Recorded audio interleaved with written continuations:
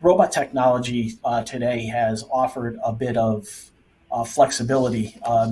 One of the pillars of Industry 4.0 is autonomous robots. And if you can incorporate some level of autonomy into a robot to be able to change from one product to another, that certainly gains you some flexibility. We do a lot of times on our lines, our customers will ask us to run 3 or 4 types of different products.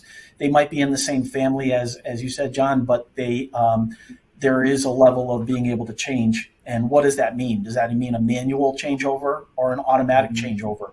Manual might mean change parts. Automatic might be servo-driven stations that move from one height to another or move a change tool into position.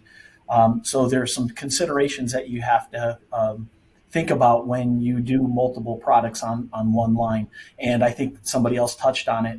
What's your budget? If you're going to do, is it worth building 3 small pilot stations as opposed to one major production line that can handle 3 different products?